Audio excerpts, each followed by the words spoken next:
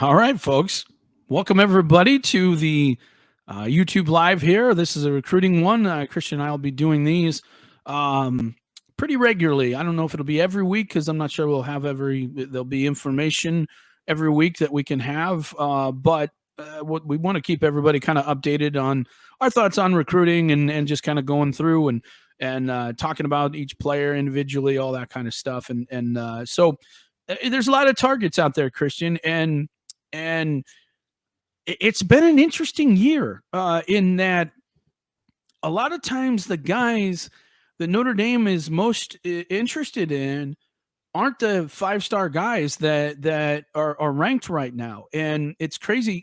Jamie and I have talked many times on Power Hour and all these other places and said, I don't understand these rankings that some of these teams or these services have right now. There's some crazy rankings out there that just don't make sense. And we've pointed out a lot of D linemen and different things. It's interesting because I think Notre Dame views it very much the same way. There's a lot of targets that are 3 stars that don't have a lot of offers from some elite guys that they really like. And there's a receiver today we'll talk about that pretty much fits into that whole realm. But it's a crazy year for rankings where I'm just surprised by some of the rankings on some of these guys. I watched their film and I'm like, why is this guy a 3-star? It just doesn't make any sense. Your thoughts on that? Well, I can tell you this. I know Notre Dame feels confident about the way that they've been evaluating guys, and almost to the point of annoyance. I was texting with one source recently about a kid, and the guy said, "Does Tennessee just look at who we offer and just offer those guys based on them?" So it's like they feel like they're ahead of it when it comes to different guys. And you're right. I think it's happened that way too, though. Yeah. A lot of times they offer somebody, and then all of a sudden they kind of blow up a little bit. For sure. Yeah. So, and we've asked Mike, we've checked over on it, like you said, a number of different positions. Like, Absolutely, yeah. hey, where does this kid what do you think this kid is? Is he kind of a project? And almost, at this point in the cycle, there are very few projects or guys they view as projects. Like, no, this is not a project. This is a legit guy that we want, who we think can help us. It's not a high ceiling, low floor type of guy. So like I said, Notre Dame feels really comfortable with their evaluations on a lot of these guys. And so far it's kind of been proven out. I agree with most of their evals. I think that there are some guys that I think are kind of projects. And as we go through all this, we'll discuss it as we go position by position. We're going to start today with wide receiver. And the reason we're doing this is I think I'm a little bit concerned about the numbers and who they're targeting and where they're leaning and all this type of stuff. We know some guys like Ryan Wingo and McClellan, the 2 St. Louis boys were guys that they liked. Doesn't sound like they're going to land those 2 guys. And that's kind of a blow. So what's next on this? And so there's a lot of questions about what's going on at various positions. And I'm not overly concerned about it because when you watch the players that they have, that they're focused on, I like the players. I think that they're good, and they're worthy offers and those types of things. But for me, and I know a lot of people will, oh, here goes Mike again with this and the negative and all this type of stuff. But look, man, I look at this, and I've always looked at this like a coach, and I don't understand why most fans don't look at it that way as well, which is you have to look at your roster and say, well, where do you got to get better? I mean, everybody's like, well, okay, we're going to be just fine here and this. It's like, no, if you want to get to the Georgia, Alabama level, Christian, you got to start landing the elite guys. That's easier said than done. And I think in the wide receivers situation, because you have a brand new offensive coordinator, right? And you've got a young, although what I think is a very talented wide receivers coach in Chancey Stuckey, and then a new quarterback situation as far as quarterbacks coach. I think a lot of wide receivers are like, what does this mean? We don't know what the offense is going to be.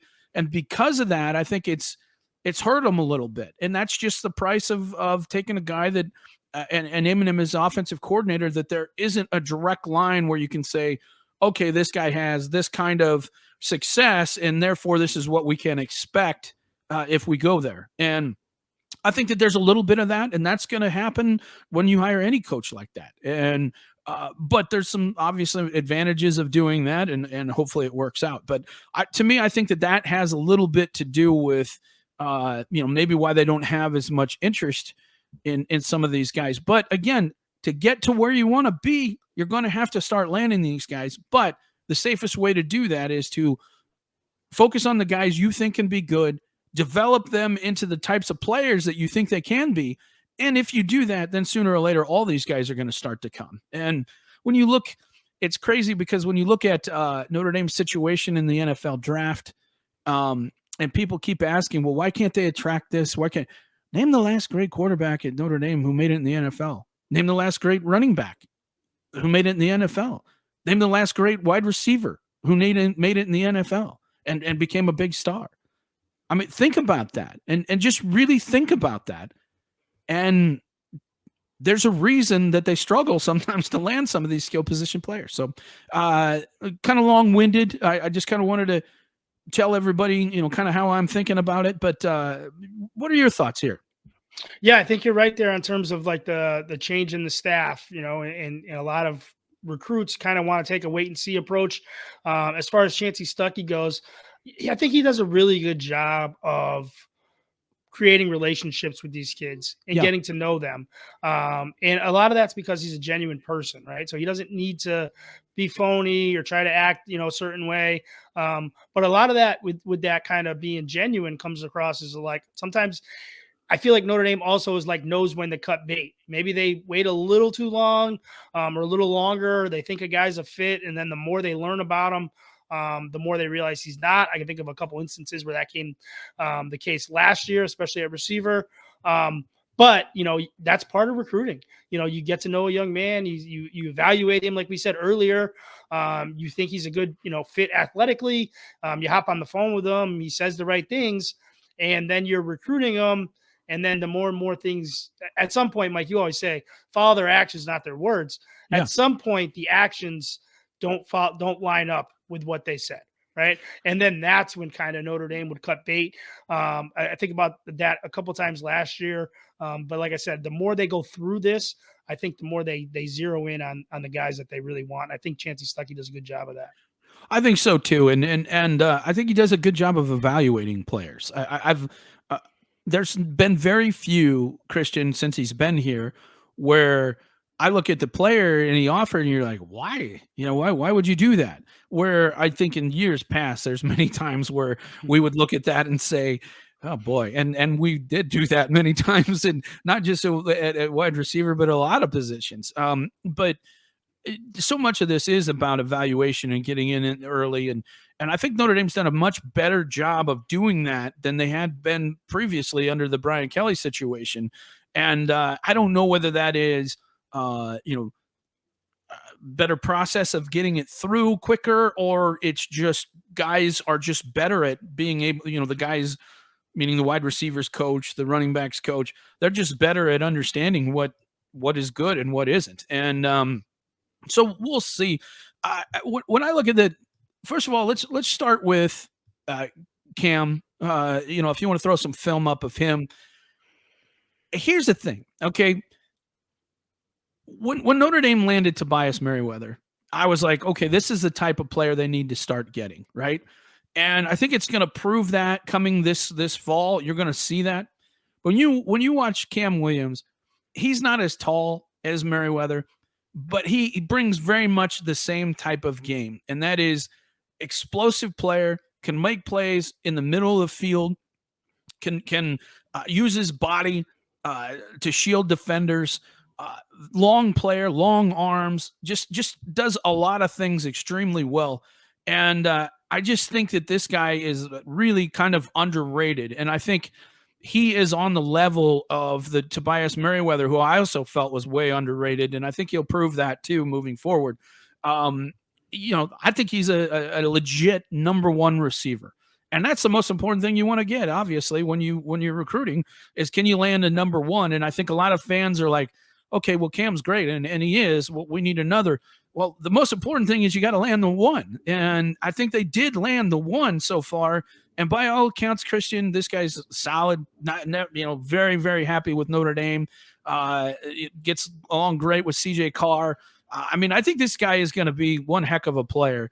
And I think that's the most important thing to point out is, hey, they've already got their number one. Now it's just let's fit in the pieces that fit around that. And so I think sometimes when a guy commits early, you kind of forget about how great he can be, and that he's going to be a tremendous player. You just saw there him go up to get the ball and probably a little push off there, but hey, that's what happens. That's just playing the game, right? And I mean, that's what happens every day and every Saturday and as well. But see, just kind of there, being able to kind of run open field, turn left and right. A lot of guys aren't good at that, and he has the ability to do that. Also very explosive out of his first couple steps and sells the route really well. There he's just flat running by people. I just love this guy. I think he's a tremendous player. Yeah, like you said, Mike, when guys commit early, sometimes the excitement dies down and you kind of forget about him and he's in the boat and that's it. But, don't forget, this was a very top of the board type guy for Notre Dame right away. Oh, yeah. They landed him, really set it I think up he was higher than Wingo or McClellan. I think that he was their top guy. I really do. And he, like you said, he came to invasion and then that kind of got everything locked down. But you look at him, like you said, I mean, he's not, sometimes you get like an athlete that's playing receiver, and sometimes you get a really good polished receiver who's doesn't have the athletic skills. He kind of blends both here, right? And you can kind of see he can kind of do it all. You mentioned, he's very tight with CJ Carr, and not just CJ. A lot of those top recruits have mentioned wanting to come back on campus to be around CJ. Around Cam. Yeah. So that's really, really important. And Justin Scott's a guy that always mentioned Cam Williams. CJ Carr is going to get a lot of credit for being the leader of this class. However it shakes out, and it's well deserved. He deserves it. I would consider him the leader of this class, especially when it comes to recruiting. But don't overlook the impact Cam Williams can have as well, both on the field and as a recruiter. All right, can you pop up Jason Robinson? Here we go. All right, we're going to put Jason Robinson in here too. Now, Chris, I love Jason Robinson, and it's interesting because I've seen some people suggest that maybe USC dropped him and that he wasn't as good and they over recruited him. Well, I just think this guy is exactly what Notre Dame has been missing, which is that explosive slot player who can make lots of players miss in the middle of the field. Right there. Look at that. Beautiful play right there. Okay. That's what they've been missing. They've been missing a guy like that who you can throw the ball 5 yards and he's going to pick up 25 just because he has the ability to make people miss. They've been missing that kind of explosive player in the slot for a very long time. And even last year, I think Caleb Smith's probably going to be kind of that type of guy. But I think that when you watch Jason Robinson, here's a guy who's done it against surely elite level and just an explosive player. I really think he's very, very important to this class. And I think he's one of those guys that is going to get even better. He's got great hands. Look at that. I mean, he can just make a lot of people miss in the open field. And Notre Dame has missed guys like that for so long. And I think it's really hurt their passing game because you can't always just throw it up to the boundary on a 50-50 ball, right? Sometimes you gotta throw it just because the way they blitz and they do things. Sometimes you're going to have to throw it behind the sticks and hope your guy can make somebody miss because you just don't have as much time. And I feel like they've been missing that type of player, and that's what you're going to get in Jason Robinson if you can land him. Now, the question is, Jamie, I'm sorry, Chris. I'm just always used to talking to Jamie on Power Hour. But the question, Chris, is how interested is he in Notre Dame? And do we expect him back soon? And do you think Notre Dame can land this guy? Your thoughts there? Yeah, I think he is very interested in Notre Dame. Exactly how much is to be determined. He's talked about trying to get back to Notre Dame this month. So, we talked about actions and words when we were talking earlier. That'll be interesting to see. Now, he's been a top of the board type guy for Notre Dame for a very long time. I mean, they were ready to get him on campus last summer for the barbecue and things kind of fell through. But even at that point, he had been expressing interest in Notre Dame. Now, he committed to USC a long time ago. He committed to Dante Williams at USC, right? Yeah. But even at that point, he never was one of those guys that said, "Oh, I'm going to USC. I'm just listening." It was clear he was interested in other schools, and Notre Dame was very interested in him. And when he backed off his USC commitment, Notre Dame ratcheted it up and they brought it to a whole nother level. They went, not necessarily all in like they did with, last year, but they're like, we're after this guy. This is the guy we want. And now that, and I'm sure that was behind the scenes a thing of, how interested are you in us if, you're committed to USC? So once he backed off that commitment, they really turned up the heat on him. Now you talked about, what happened there between Jason and USC. I think a lot of it might end up being semantics, right? Did USC drop him? I don't believe USC dropped him. They're recruiting receivers differently. They feel like they can be very picky after the way, everything worked out with Jordan Addison last year. Expect USC to really, really hit the portal. I think that's something they're going to do moving forward. I think that's one reason why you saw CJ Williams hit the portal this year for USC. But, I have it on good authority from sources out west. USC really, really likes Jason Robinson. They like him as a player. They'd love to have him. I just don't know if they're going to emphasize him the way that he feels like he should be. And to be honest, whether or not USC sees him as a priority, Notre Dame definitely sees him as a priority. He's really, really feeling that. Stuckey's built a great relationship with him, his entire family. His father's involved. He has a little brother as well. He's already been to Notre Dame once for a game. So, he, like I said, he's talked about trying to come back this month. If he does that and follows through with that, I think that's gonna be a really, really strong indication of exactly how serious his interest in Notre Dame is.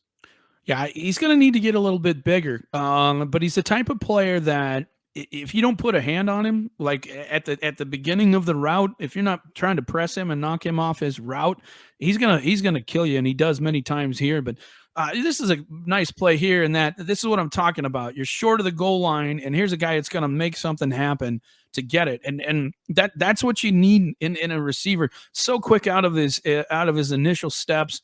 And just really great ball skills, turns to get the ball, does everything. That's a great route right there. Just flat runs by everybody. I think this guy's going to be a really talented player. And I think Notre Dame needs him more than USC does. Mm-hmm. I really think so. And if Stuckey's smart, he's selling him on, hey, we don't have anybody like you, because they don't. Mm-hmm. They don't have anybody. Caleb Smith may be that guy, but I think Caleb Smith's almost more of a vertical. I don't think he has kind of the lateral agility, shiftness that what this guy does, and that's exciting when you watch him. So, and like you said, USC, I mean, they may not need him as much as Notre Dame. That's not a knock on Jason Robinson, right? No, that doesn't mean this is some Plan B guy. This is, like I said, this is a top of the board type talent for Notre Dame, and he should be. Yeah, absolutely. So, all right, let's move on to kind of the most interesting one, which is Isiah Canion. And I mean, it was crazy because the offer comes, Christian, and I look, and when you look right now, I don't know if we've updated recently, but it looked like Vandy, Indiana, and Georgia Tech were kind of the only, legit. I don't want to say legit. He got Florida State earlier this week. Oh, did he? Okay. Yep. And then you watch the film and you understand why. I mean, he plays quarterback most of the time. Mm-hmm. He's a Hillman, right? He's a guy that you don't have a ton of film on him playing wide receiver. You have some playing defensive back. You have him playing quarterback and some wide receiver. But look at that burst. I mean, the guy just can flat run by people. And first of all, for those that don't know, Warner Robins, I mean, this is a big-time school down there, Chris. Yep. He's playing the best that there is as far as competition goes. They're a program that continues to just dominate down there, and so it's not like he's going against bad competition. And I kind of compare him to almost a bigger version of Jason Robinson.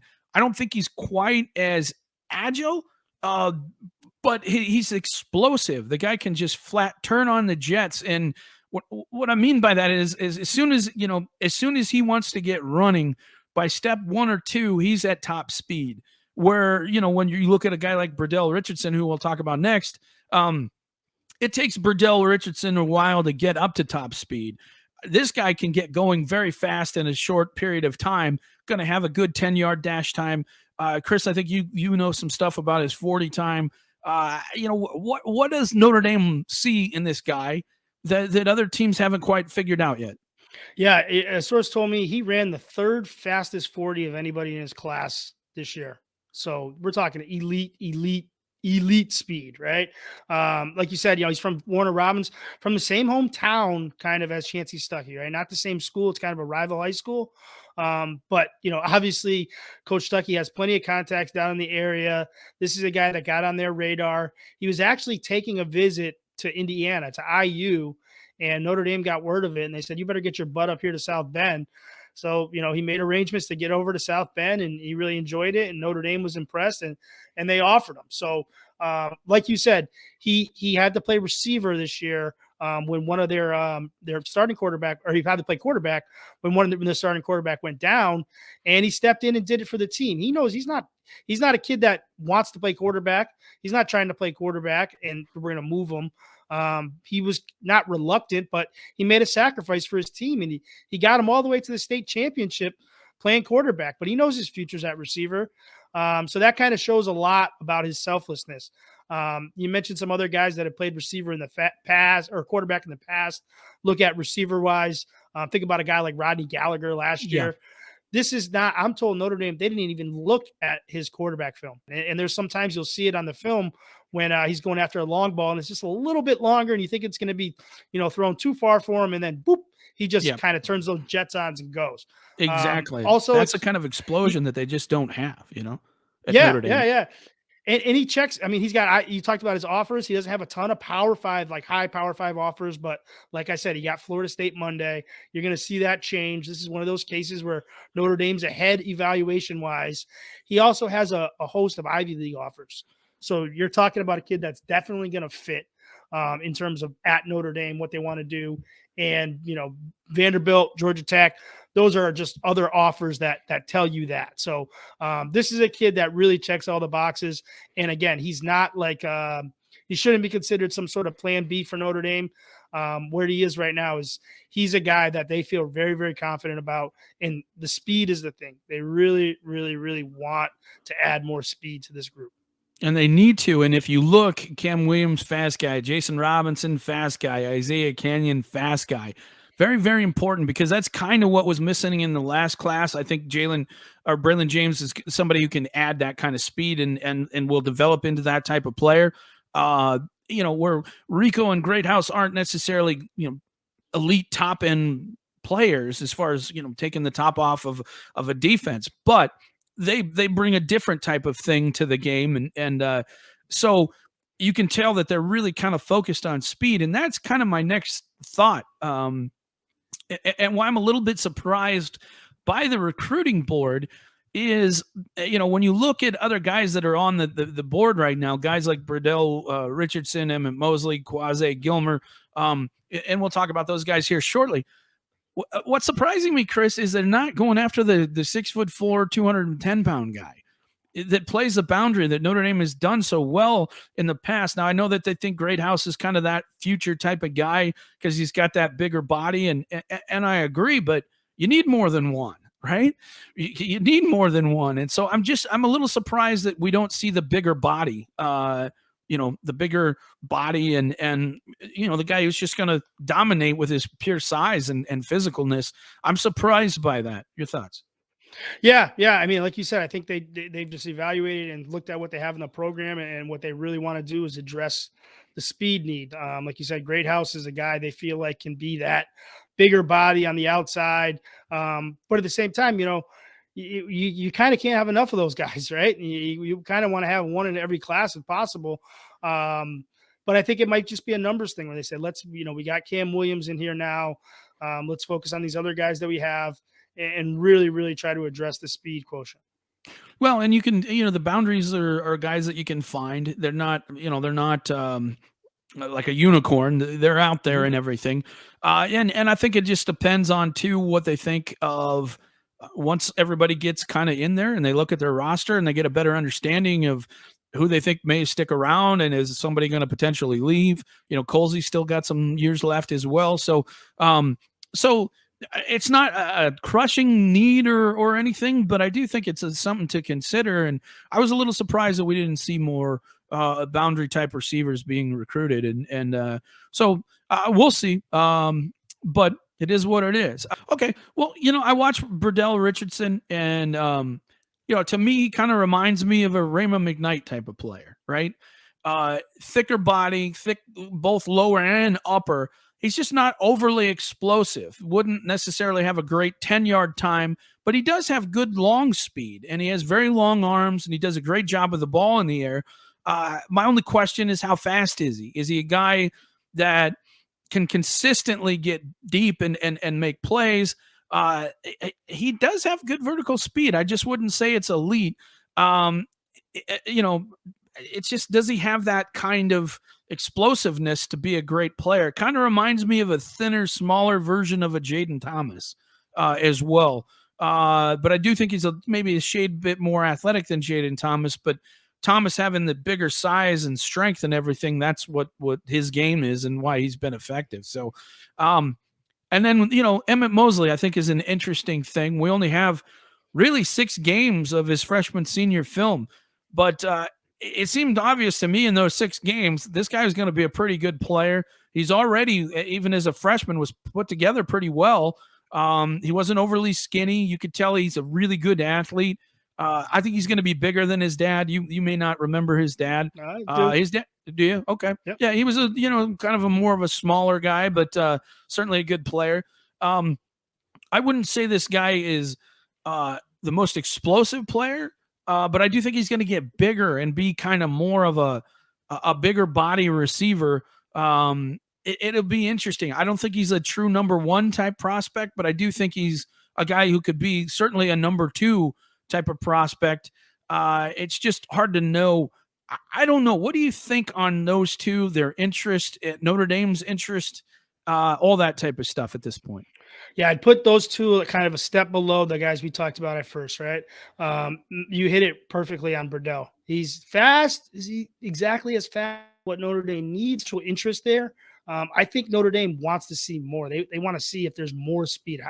They just want to see if he's really that fast. So I'm not sure they're going to push quite as hard at this point for him as they are the others. As far as Mosley, man, it's tough. It's difficult to keep track. I mean, like you said, he really burst onto the scene, and Notre Dame offered last year, and his parents made no secret of the fact they would love him to go to Notre Dame. They weren't going to push him by any means, but at the same time, you mentioned dad was a player, mom's All-American soccer player at Notre Dame. They were like, we know what Notre Dame did for us. They're kind of like the Notre Dame family, not just in terms of like being big Notre Dame fans, but in being very appreciative for what Notre Dame did for their lives, and knowing that would be a great place for your son. It seemed, though, like, you kind of expected this to Notre Dame to almost run away with it after last spring and summer, and they didn't. It seemed kind of like they plateaued and maybe even lost a little bit of momentum there. So it's not quite clear. I know he talks about Oregon and Washington a lot. So Oregon and Washington, I feel like it's kind of Oregon, Washington. We talked about USC with Jason Robinson in terms of how they're recruiting receivers. I think Mosley falls in that same category where they like him, but they don't love him, and they might not love a lot of high school prospects right now, just to be clear. But I think he senses that. So I think USC could be in the mix, but the longer it goes where they're not really, I think they mentioned playing DB with those guys too, and that's not something these guys want to hear. So it kind of seems like it's a thing where, is he going to leave the West Coast? Is he going to leave us, say no to Oregon and Washington to go to a school like Notre Dame? Possibly. But, I think, Notre Dame, they probably need him to get back to campus soon, which is not clear if that's going to happen. So we'll see. But, I kind of expected them to, if he hadn't committed by now, for Notre Dame to be like the heavy favorite by now. And that's certainly not the case. It's interesting. I don't know, Chris, how much time you've spent in Southern California, but it's pretty nice, and it's one of those things where, even if you have that,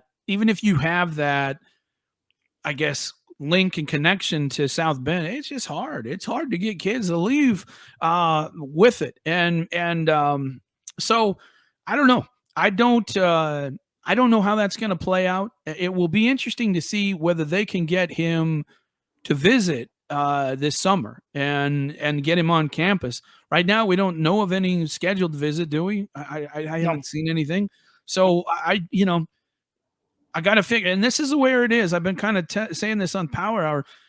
Notre Dame needs to get the vast majority of official visitors on campus now, so they can kind of cement that they are legit prospects and somebody really interested in Notre Dame.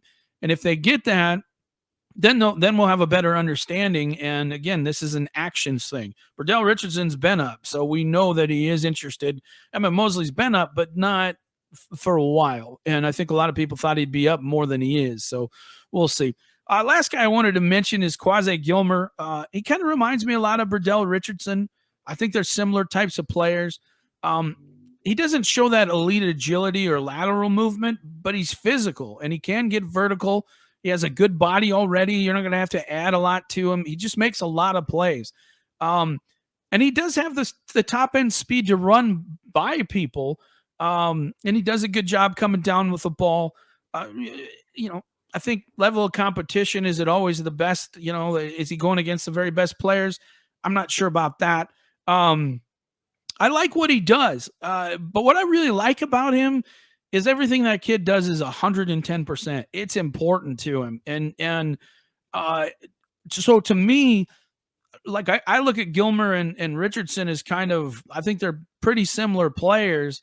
I would want to get Gilmer up on campus just to see, because I love his want to. And I think that's a big part of it, especially if you're not a elite player. If you don't have elite traits, want to is everything. And he shows that consistently on the field, whether it's blocking, whether it's running a route, whatever. He just, there's 110% effort every single time. And I'm surprised Notre Dame isn't pushing more for him, because I do like his film, and I do like, that he does everything 110%. What do we know about Gilmer at this point? Yeah, like you kind of hinted at there, he's kind of below kind of these other guys on their board. And he's taken, some visits in terms of, kind of West Coast schools. He went to UCLA, Washington, Oklahoma, Texas A&M. He's got some trips to Cal and Stanford planned. He talked about trying to get to Notre Dame soon. I don't think anything materialized. And it seems like he's getting close to narrowing down his top 5 and then scheduling those official visits. And like you said, I'm not sure Notre Dame's pushing crazy hard right now to get included in that mix. So unless something changes, and either he schedules an official visit or a visit, or Notre Dame kind of turns the heat up on him, I wouldn't be surprised to see him, announce a top 5 that doesn't include Notre Dame, take those official visits from there, and then go from there. Yeah, I do think he's a good player. I understand why Notre Dame is where they are, and they must feel pretty good about where they're at. I mean, I think right now when you look at Canion, they feel obviously pretty good about that. I'm not sure they're going to take more than 3 receivers. What are your thoughts there? Yeah, no, I think that's kind of the target number at this point. And those 3 guys we talked about, with Cam Williams already being in the fold, are kind of their top targets at this point. When you talk about Jason Robinson, Isiah Canion, we do this every year. I'm like, these numbers are so fluid, right? Oh, totally. Something's going to change. A guy transfers, a guy gets hurt, a guy has a blow up year and goes to the NFL. You don't fill the numbers at another spot. Some athlete fills in and you don't know where to count them. So it changes all the time. But, those are the top 3 guys they're looking at, really trying to bring in. Those are the guys to focus on, but by no means does it mean they're out with any of the other guys, or even, who knows about Wingo and McClellan. I think one of the things that kind of hurt Notre Dame with Wingo and McClellan was the fact that Jeremiah Love wasn't an early enrollee. I think they were kind of using him, almost thinking they were using him as a crash test dummy, to see how everything goes for him and see if it all works out the way they thought he would. And they just didn't have the time to see that at this point. So, we'll see how that goes, but, Notre Dame definitely put in a lot of time and interest in those guys, and, who knows how that ends up turning out in the end. Yeah, and that's the thing, and I think the most important thing here is for Coach Stuckey to make sure that he stays in contact with a bunch of guys, because you just never know how this is all going to unfold. And I think you know, when you look at the situation with the portal, with NIL, all this kind of stuff, it's going to be a fluid situation. So I hope Notre Dame doesn't just land 3 and then just stop recruiting guys, because you never know how this is all going to unfold. So we'll just have to see moving forward. All right, folks, so we're going to take some questions before we do. Wanted to mention the next time we do the question part of things, and I don't know, we'll probably do O-line next. I think, Chris, we'll go through the offensive line situation. There's not a lot of spots left, but we'll talk about the guys we like and that type of thing. But let's next time, I think what would be kind of fun, Chris, is if the fans have questions about maybe guys in the past that a lot of people felt like would end up at Notre Dame. You know, you and I have been through the wars here. We've kind of know the backstory on a lot of these things. And I know sometimes people are curious about that. So I thought that'd be a fun topic just to, you know, we'll also to answer whatever questions you may have moving forward.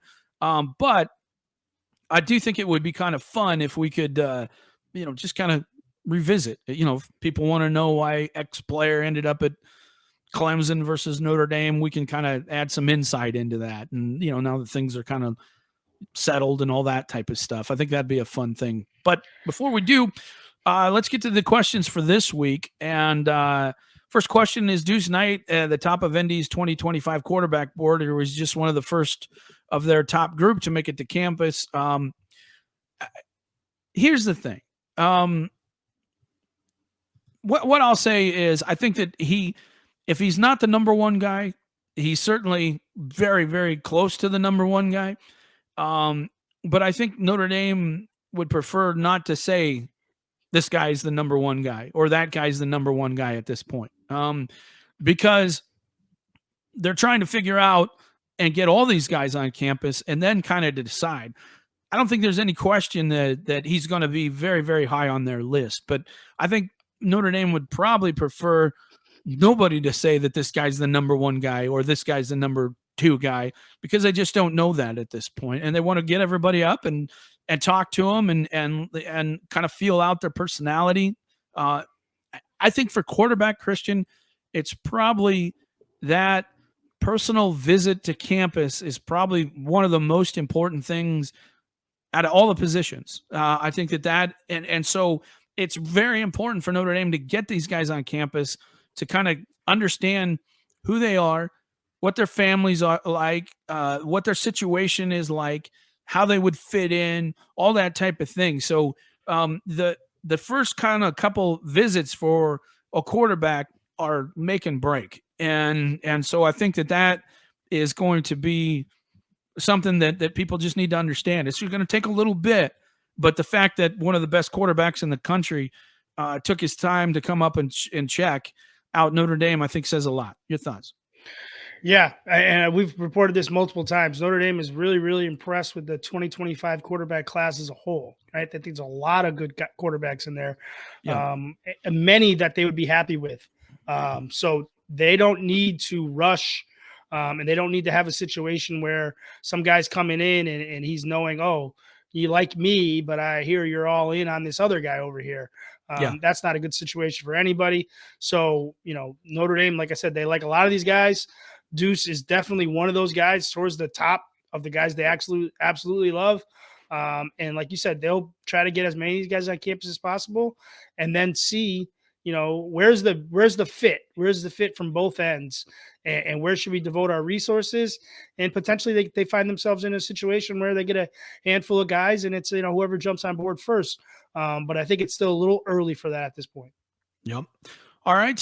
Given that there were young riches in the wide receiver room, what are we looking for in terms of numbers? I'm thinking 7 between the next two classes. What do you guys think? Yeah, I think that's probably close because I think they'll probably take 3 this year unless something changes. Somebody gets hurt, you know, and is out or, you know, transfers or whatever. But I think that would make most sense. Next question, will the show be posted afterwards? Yes, it will. You know, Chris will put on the front page and everything when it's all said and done. Next question. Seems more apparent that the wide receivers from St. Louis area, Wingo and McClellan, are more and more unlikely. Can you give us any clarification or guess of who they might be focusing on now? We did kind of just do that.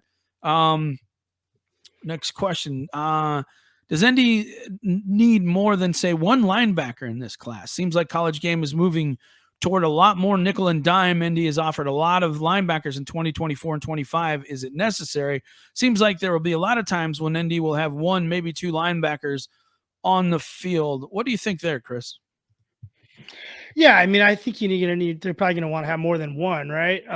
But obviously nickel and dime is huge, but you can see they're trying to get those athletic linebackers they can stay on the field in multiple packages.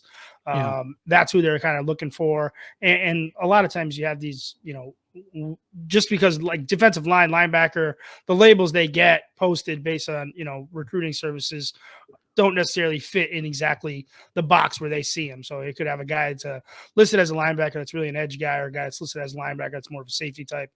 So I don't know if they're going to look at it that way. They look at it more as the player and where can he help us, and the flexibility within the position. Maybe he's a potential safety. Maybe he grows into a defensive end, that kind of stuff. Yeah. All right. Next question. What does a realistic D-line class look like? I mean, I think there's realistic, and then there's what makes the most sense, and for instance, the Smith twins. If they come, you got to take both of them. That obviously, if you have to take both those guys, and you choose to take both those guys, that's going to change what happens with other people. I mean, certainly, obviously, Justin Scott is certainly a guy that shows interest now.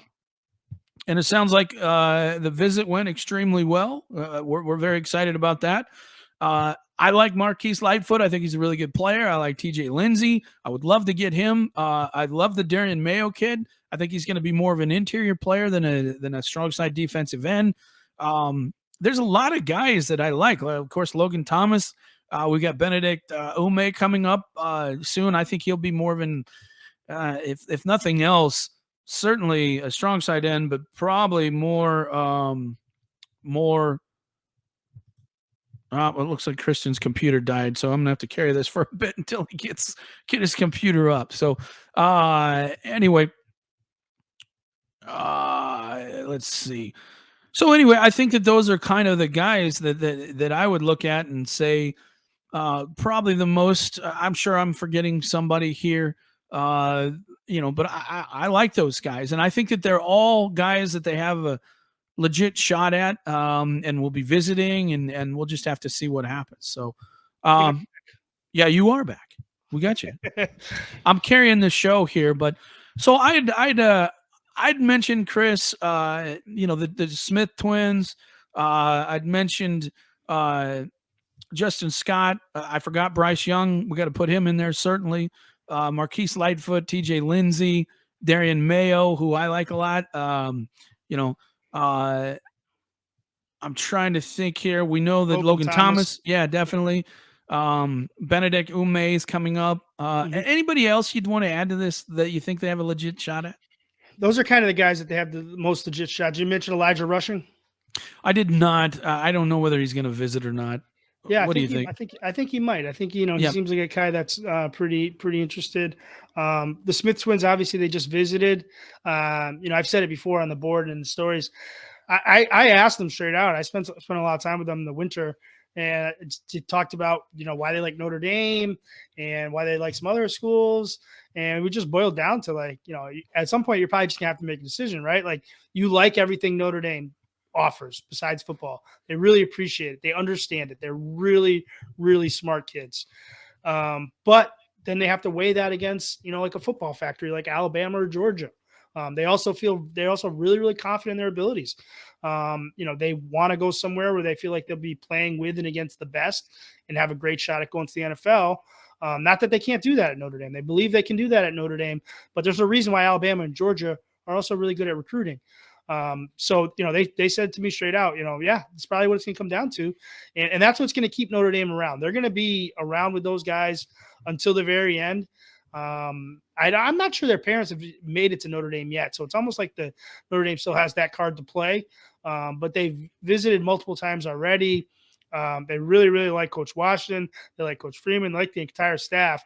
But I think it's going to come down to at the end of, where do they see the most upside, both on and off the field? And I'm interested to see how that plays out, just because, like I said, they are really, really, really sharp, smart, mature young men. Yeah, yeah. I like them too. I think they're good players. All right, moving on. What kind of prospects are Leonard Moore and Karson Hobbs? Early takes, are they worth it? What are your thoughts there? We have some background on this, but I'll let you go ahead, Chris. Yeah, so Hobbs, obviously, he hasn't played a ton of varsity football, but he's a guy that, had SEC offers from the very beginning. So, he obviously was committed to South Carolina for a long time. Notre Dame swooped in last fall, grew up huge Notre Dame fans. And Notre Dame likes him. They didn't, when they offered him, we talked about this, we wrote about this. Hobbs and his family, they're diehard Notre Dame fans, just like everyone that's watching this. They're not just like, oh, I like the movie Rudy, and that's the team I kind of watch. They watch Notre Dame and live and die with the team. So Notre Dame knew when they offered this kid, he's probably going to commit. This is like a legit dream offer. So they wouldn't have offered him if that wasn't the case.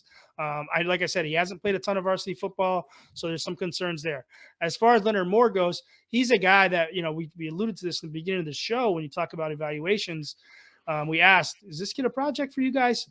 Absolutely not a project. This is a guy we love. We think he's one of the best players in the country. So usually a kid down in Texas will hear if A&M and Texas aren't getting him or aren't after him, we will hear that there's a reason for it.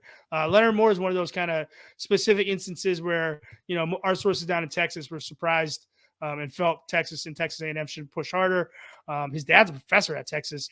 But, like I said, when I asked personally about, how do you view this kid? The answer was they absolutely love him.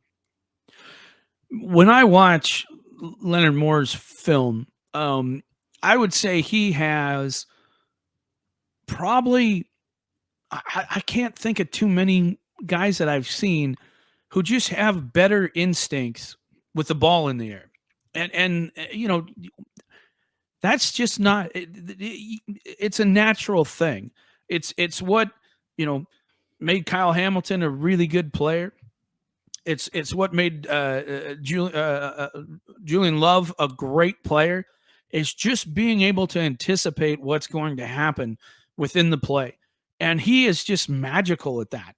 I've watched a lot of film of corners over the time, and I just think that he has instincts that are just very, very rare. You just don't see that. And so I totally get why they do it. Now, for me, my problem, I shouldn't say problem. I don't really have a problem because it's turned out pretty good so far, is I would love for Notre Dame to get a 6'1" corner that could run like the wind. You know what I mean? Everybody wants a Dion. They're a unicorn, but I think that that's the next thing that Notre Dame needs to get to kind of get over that level, is just somebody who can flat run with the very best receivers that they have. And I'm not sure that either Hobbs or Moore can do that at this point. I do think that their bodies are going to develop and they're going to gain some more top end speed, that type of thing, because you can tell that they have the ability to kind of add some more weight and get more physical and things. And I think you'll see Benjamin Morrison get even better at that as time goes on. So, you're looking at projecting and that type of thing, but you cannot discount how important it is to have the natural instincts that he has. And that's what I liked about Benjamin Morrison. He was just a very instinctual player, even when he was going through. And again, it was the same situation with Morrison. Chris, the knock on him was, well, does he have top end speed to be a great corner? I think he pretty much, answered that. I think, is he the fastest guy in the world? Well, probably not. And can some guys torch him? Yeah, probably. But he's going to get his too. And he's going to win his share of them, and be a really good player, and certainly has proven that already. So, all right, moving on. Realistic safety class. I'm concerned about this position. This is another one I'm also concerned about. I thought it was interesting, Chris, when you listened to Chris O'Leary in our interviews yesterday, kind of talking about that. And it almost sounds like he kind of hinted that, you know, maybe the way you're going to address this is maybe more portal because of the Hillman situation, right? And so I think a lot of people are looking for 3 or 4 safeties to be taken in this class. I'm just not sure they're going to do that. You know, it almost sounds like the plan is to kind of address it a little bit more in the portal if they can, because, you know, by the time this next guy gets here, it's, you know, they're going to have a problem before that. So I'm not sure the numbers change here, but when I look at it, I'm like, who's an elite guy and who do they have a great shot at? And I'm not sure that we have a lot of answers for that. What are your thoughts? Yeah, I think, you know, Kennedy Urlacher is a guy that gets a lot of attention because who his father is, but he's a guy, regardless of who his father is, that Notre Dame really loves. And there seems to be some serious interest there. You look at a guy like Marquise Gallego, Davis Andrews, Jalen McClain. There's some guys there, but in terms of like who's all definitely going to come, I think it's more of just the interest level at this point, and not necessarily, oh, that guy's definitely coming to Notre Dame. So when they get him on campus here this spring and summer, I think you'll see that start to crystallize. But you're right, like with the Hillman transfer, or whatever you want to call it, losing Hillman kind of really, you know, sets them back and kind of gets them off track there, where maybe it's a thing where a transfer comes in and helps fill that need a little bit better. But, you know, Kennedy Urlacher and Davis Andrews, the kid from Utah, is a guy they really, really like as well. Who do you think they're actually going to get to visit at this point? I would expect them to get those 2 kids ready to visit. Maybe they get the DeJuan Lane kid to visit, and maybe Oliver Miles. But, you know, I think it's you talked about earlier how important those official visits are in the summer. I think that those early official visits, it's kind of really, I think a lot of people thought they're so that people can make their decisions, get it out of the way this summers, like so many people do. But I think a lot of kids are using those early official visits to really figure out who they like. And if they're not ready to decide, they just come back on their own in the fall. It doesn't matter if it's not an official. So I think it's going to be really, really, schools are paying for it anyway, allegedly. True. They were made anyways, right? So if you're taking an official visit in the fall, you're probably going to take an unofficial visit in the summer anyways, right? So now you just kind of flip-flop the 2 if you need to, where it just gives you more flexibility. So you talked about the importance of that. I think that's one of the reasons why it's super important, not just to get ahead of a kid's decision, but you're going to need that official visit just to stay in the mix if a kid's waiting until the fall. Yeah. All right, next question. The next 2024 commit and the next or in the first 2025 commit, who do you think? Oh, man. I know. I don't know. There's nobody really kind of standing out. Anyone. Yeah, I don't think there's anyone that's really on the edge of actually doing it at the moment, right? Not to say there's not going to be any commits, you know, this spring or early summer or anything like that. But there's nobody that has like a scheduled announcement or anybody that's like just waiting for this one last visit and then they're going to do it. So that's really difficult to say. I would just really be taking a stab in the dark. All right. Next question. What past player or players completely exceeded all expectations and became a starter, great player, even though it was previously believed they would never pan out? And conversely, what player would you have bet the farm on that they would be a superstar and didn't pan out? I'd say the guy that I thought would really be a superstar was Dane Christ. I really thought that he would be. I thought that he had everything that she needed, and I was surprised he didn't turn out to be an elite quarterback. I really was surprised by that. I think Charlie was very surprised by that. That one really surprised me as far as a guy who didn't pan out. And I think part of that was mental, but I also think part of it was they just didn't, you know, I think he's a guy that kind of needed to play a little bit. And I would say Brandon Wimbush too would be another guy that I thought was going to be a superstar and just didn't quite pan out. As far as guys who overexceeded, boy, I'll tell you one, and it's because I didn't think Drew Tranquil would be quite the player that he became. because he was so dead set on being a safety, right? And I don't think he was a great player as a safety anyway. It's when he finally decided to switch. And what I wasn't sure was he going to be big enough to be a linebacker? Because at the time, linebackers were bigger than they are today. They were much bigger. And he turned out to be quite a bit better than I thought he would be. What about you, Chris? Anybody stand out? Trank was the one that stands out the most to me. I mean, I can still remember being at Shea's soccer game and Drew Tranquil having the fight for an offer. Drew Tranquil had to fight to just get an offer from Notre Dame. You're talking about a guy who's had a lengthy career in the NFL. So he's one. And in terms of I'll take the inverse here, Bennett Wimbush, somebody that really, and another person that really overexceeded was Ian Book, right? I mean, Ian Book was just supposed to be just a guy that was going to fill in for everybody else. And he really never really did that. And then, I mean, one guy that I don't want to say didn't pan out, but didn't fulfill expectations for his own reasons. Don't forget about Steve Elmer. He just gave up football and pursued, his career. And he was kind of the best guy coming in of that class with McGlinchey and Hunter Biven and those guys. And he decided just didn't have it mentally. Aside. Who knows how good he would? I mean, he was starting from day one. Yeah. It just didn't want it. It was not important. And it happens to a lot of players. They just, after they get to that level and they see the kind of grind, some guys just don't enjoy playing football anymore. And I think that's what happened with Steve. Very nice guy, by the way. All right, next question. Are we doing less big game hunting this year as a result of last year's experience? It seems like a lack of buzz and big name recruits interested this year and forward. I don't think that that's necessarily the case. I think that Notre Dame's evaluated players a little bit differently than maybe some of these, and